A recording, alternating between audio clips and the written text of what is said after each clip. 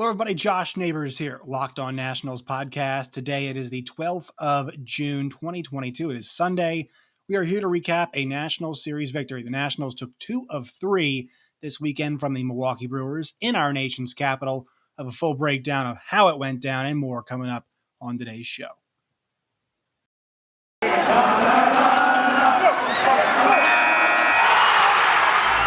are Locked On Nationals, your daily Washington Nationals podcast, part of the Locked On Podcast Network, your team every day.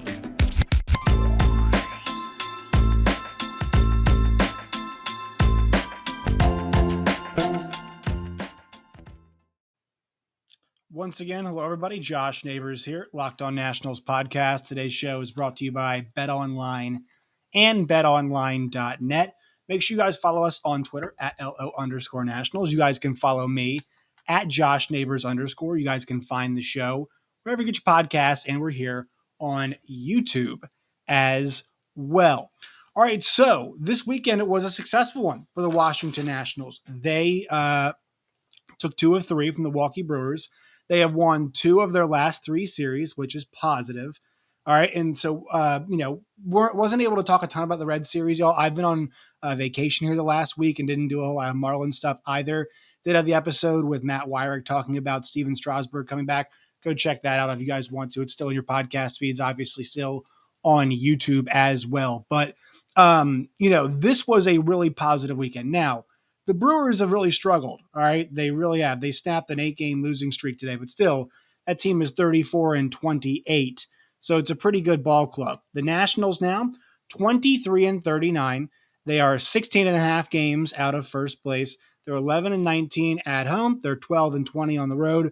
They have a minus 86 run differential. They've lost 1, the current streak, and they're 5-5 in their last 10 games. So I usually work backwards to forwards, but because the first couple games were really positive, let's flip that around. Let's work from the beginning of the weekend and make our way to the end of the weekend, because there's a lot of stuff to like the Nationals did, especially in those first couple games. So we all know how good Miami's pitching is. And they held the Nats to 7 runs in those 3 games. Now the Nationals have had some series that have been actually a bit more pitiful than 7 runs in 3 games.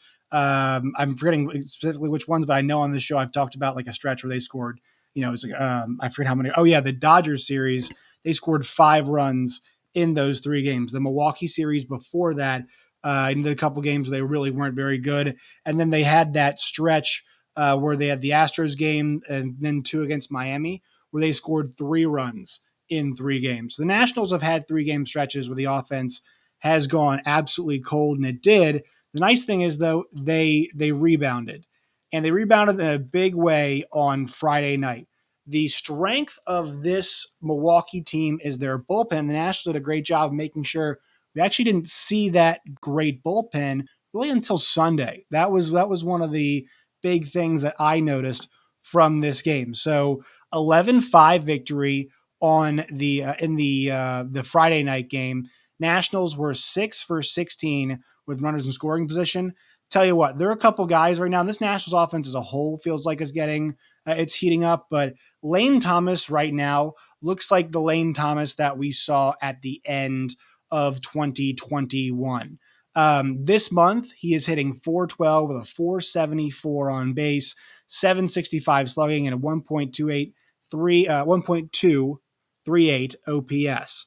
He is now back at the top of the order, and this does look like the guy that we saw in the last year. Remember the Nationals, the end of last season, 270, 364, 489 with a slashes, 853 OPS, a 1.2 WAR. And really now, he's at a much better spot than he was at the start of the season. 242, 303, 420.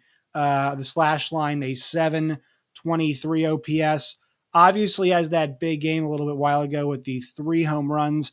But this is just a guy, when he gets going, he makes things happen for the Nationals at the top of the order. And those are the numbers, heading in to today's game. But it's a guy who just makes things happen, right? Even on a day yesterday in the Saturday game when he was 0 for 2, he had 2 walks and scored twice, right? 3 hits the night before, 2 hits against Miami. This is just a guy right now who's his bats have been awesome for them so far and deserves to be in the front of the lineup and really is cashing in at this point. He's got 6 multi-hit games coming in to today. So you saw that, you think, okay, they've got something here now with Lane Thomas. And then Cesar Hernandez at the top of the order. He's been a guy who's been hitting first, but for him, he is today, I heard on the radio listening, now back to third in the National League in hits. He's up there with guys like Trey Turner.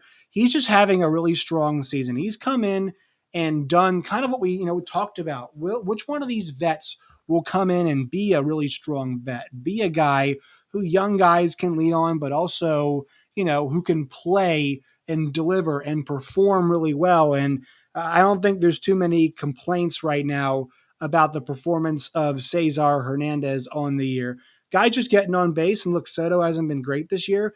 And this is not a guy, Cesar Hernandez, hitting for a whole lot of power, but he is making things happen and getting on base and allowing this Nationals offense to kind of set the table.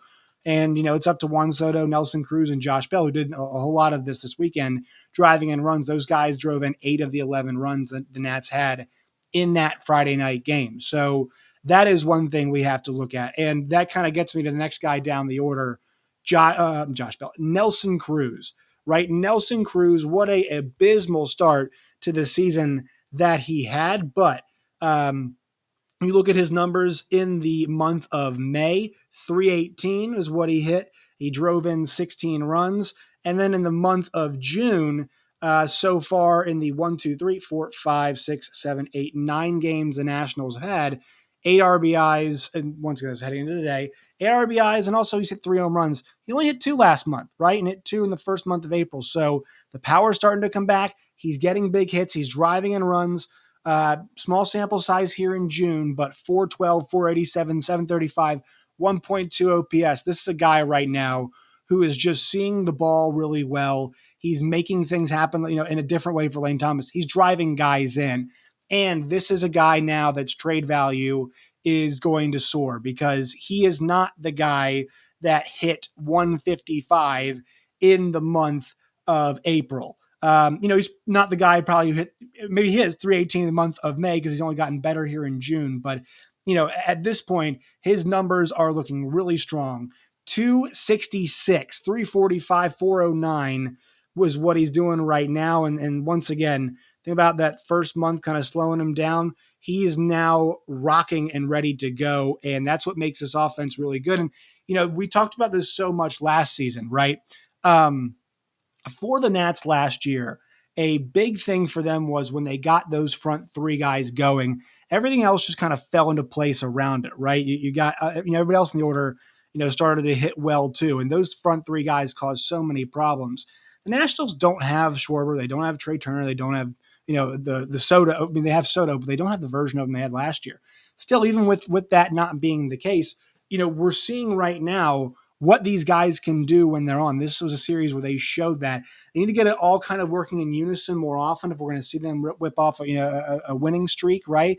But they can win ball games. They can beat good teams if they hit like this. There is no doubt about that, and I think they showed that in this game. And I like the fact they were actually able to go punch for punch with the Brewers early on. This was kind of a back and forth one, and Eric Fetty didn't really have to be that great in this game.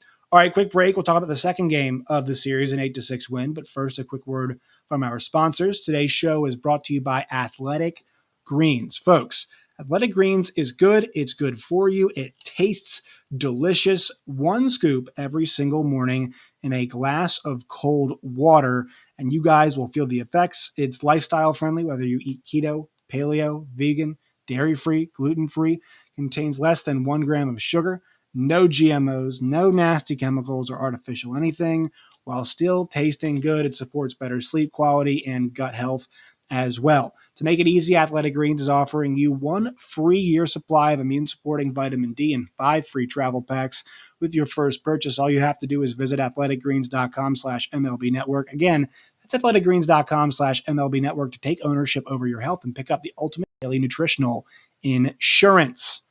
All right, so second game of the series, an 8-6 win for the Nationals. The offense came to play, and in my notes I've got back, to back. And I mentioned those three guys in the middle of the order. Soto, to see Cruz, to see Bell all go back to back to back was a really good feeling, I think, for Nationals fans, just to know those three guys can dial that in. And also Cruz and Bell, for the Soto thing, it feels really good because, okay, he needs to start hitting better. So it's nice to see. For Cruz, like I just mentioned, continuing to be that guy, a guy who's going to give a lot of value. Josh Bell, same way too. I mean, he's gotten himself back into his form. Things dipped for him just a bit, but he's back to where he was kind of to start things off at the beginning of the season. Things did dip, and 252 is what he hit in that month of June, which was like kind of pretty standard for him. And then, he comes back here in this month, and he's already driven in 8 runs. He's hit 3 homers as well. It's a guy, it's just, he really kind of fixed whatever made him, have that slight dip, and he's just 29. And so this guy, his trade value is up there, and making a case to potentially be an all-star as well this year with the year that he has had. We talked about some of the younger guys in the show the other day, but these guys that are currently with the team that might not be with the team, they're playing well. It sucks because they might not be with the team anymore, but also it's nice because we might not, they're going to turn into other assets is what we're hoping. Also to mention, Louise Garcia has been great so far. I mean, this guy's small sample size, but he has really just been fantastic so far in the once again, limited amount of time that we have seen him so far, but really good series for him, especially the first couple days were really good. And then had another 2 hits today. So I think he ended up 7 hits across this series, hitting 372, so far since being called up. So a really strong day for him. We'll get to the strong weekend, I should say, for him. We'll get to today's game in a couple minutes. But this was a weird Patrick Corbin start as well. I have to mention that Patrick Corbin looked pretty good. Pitch count was in the right spot.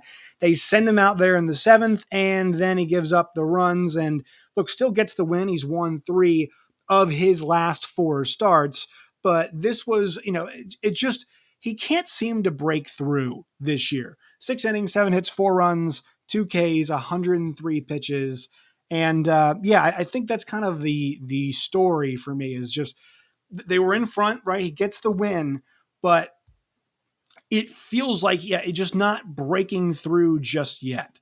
Not having the consistent number of starts together. I mean, when I think about this best stretch so far this season, right, there was a stretch where he won 6 innings against Miami, 2 earned runs, 8 innings against Colorado, 3 earned runs, and then 5 innings against the Mets, no earned runs.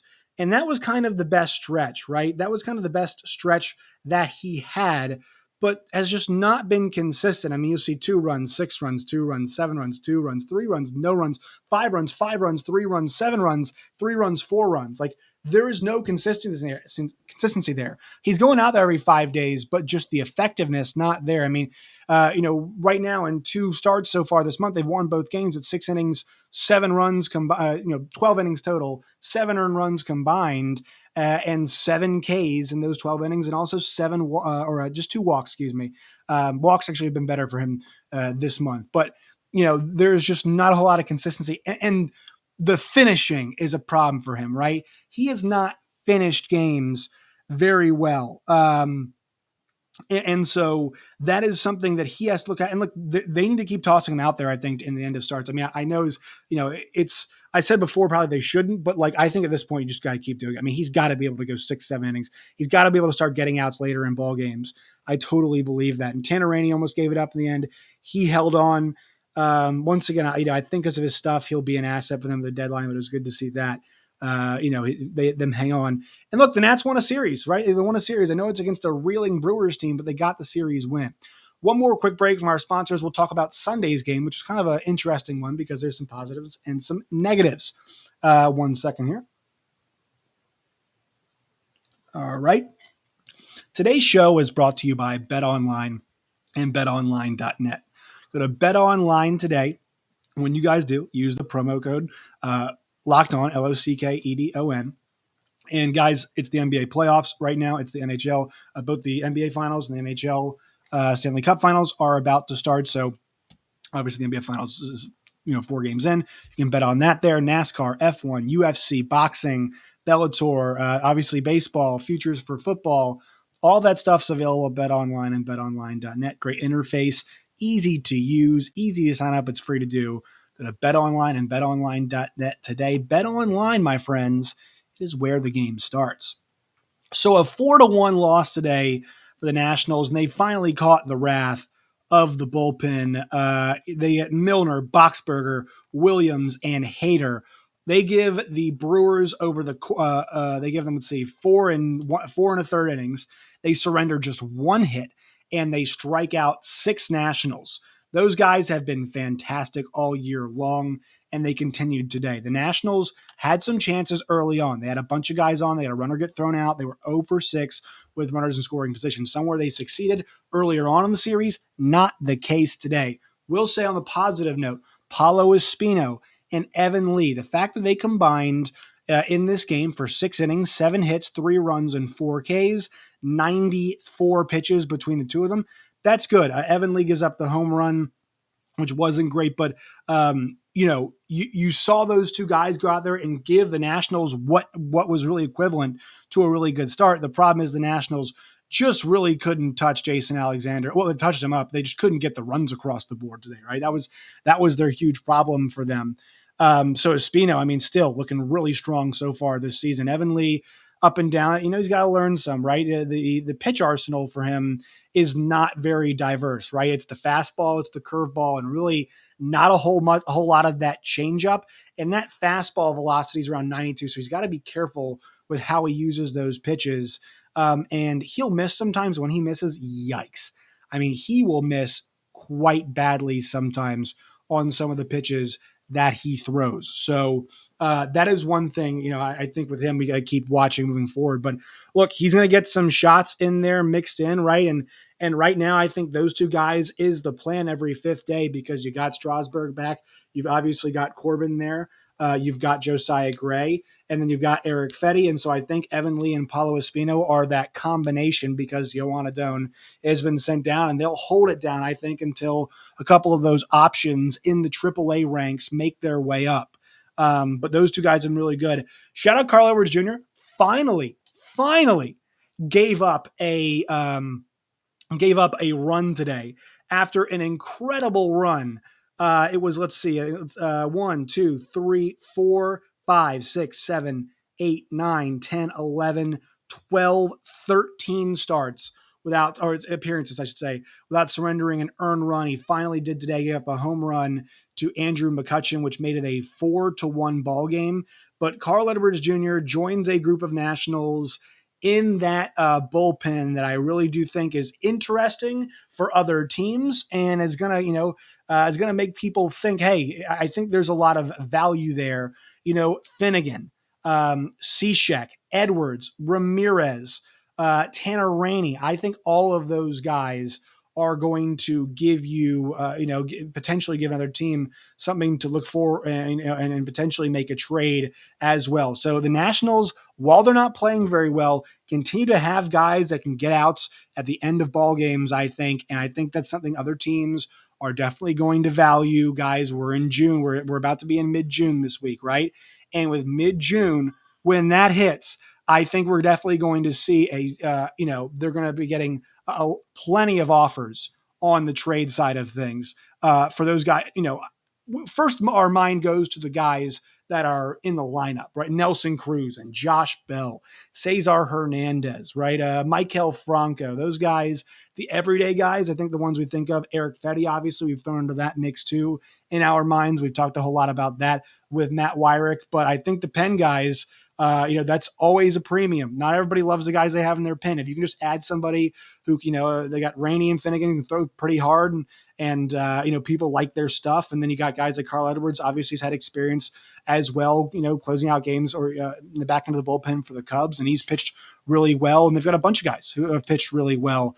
I don't think they should get rid of all the guys, because I think some of them, have got team control left and could be assets for the Nationals down the line.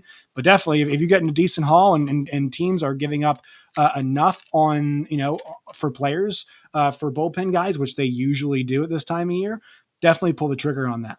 All right, that will do it for today's show. Nationals win a series. Have won 2 of their last 3 series. They have the Braves next as their long homestand continues. I'll have a preview of that coming up tomorrow. All right, so make sure you guys follow us on Twitter at LL_Nationals. Follow me at Josh Neighbors _. Find the show wherever you get your podcasts and on YouTube as well. Until next time, my friends, as always, stay safe.